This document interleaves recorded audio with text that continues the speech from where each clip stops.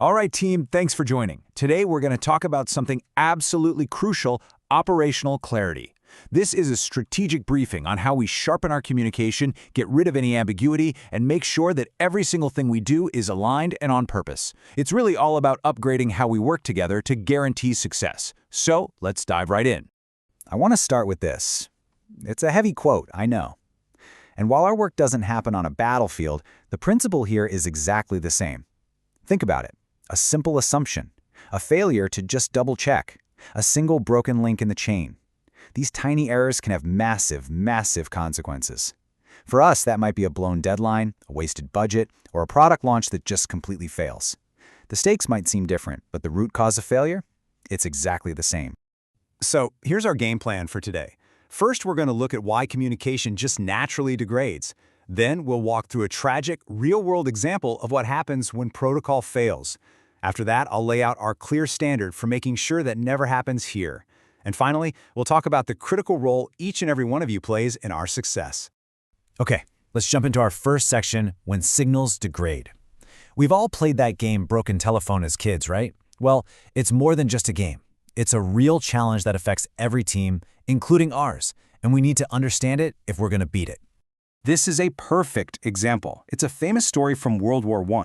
A critical message starts out as, "Send reinforcements, we're going to advance." But as it gets passed down the line, person to person, it ends up as, "Send 3 and 4 pence, we're going to advance." Now, it's kind of funny, sure, but it perfectly highlights a really serious vulnerability that exists in any communication chain. In our world, we actually have a name for this: strategic drift. It's what happens when the original point, the original intent, starts to get fuzzy every time it's handed off. And look at the root causes here. This is key: vague ownership and implicit instructions.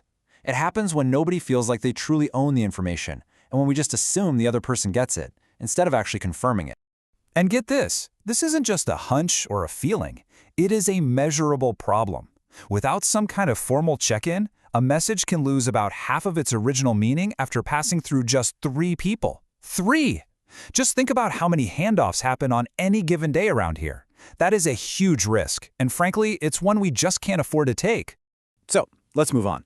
This next part takes us from the theoretical to a very real, very tragic incident. This is a powerful case study in what happens when that strategic drift leads to the ultimate consequence. So, picture this. Afghanistan, 2001. The mission is crystal clear. A special forces team needs air support to take out an enemy outpost. The objective is simple, and everyone involved knows what needs to happen. And then, something small happens. A tiny event you wouldn't think twice about. The battery on their GPS unit dies. A soldier quickly swaps it out, but here's the critical flaw. The device's software has a default setting. When it reboots, it automatically shows the user's own location, not the last target they had locked in. And this, right here, is where the human protocol failed right alongside the technical one. The soldier glanced at the screen, assumed the coordinates were still correct, and sent them up to the bomber. He didn't pause, he didn't verify, he just operated on an assumption. And that one assumption was devastating. So it all comes down to this one question. Was the correct outcome just implied, or was it actively verified? The answer is obvious. The loop was never closed. And that is the lesson we have to burn into our brains. We cannot ever operate on implication. Okay, so that brings us to the most important part of this whole discussion. We've seen the problem, we've seen how bad it can be, now let's talk about our solution. This is what we're calling our close-the-loop standard, and it's designed specifically to make sure this kind of failure never, ever happens in our work. We are making a fundamental shift in our mindset starting today.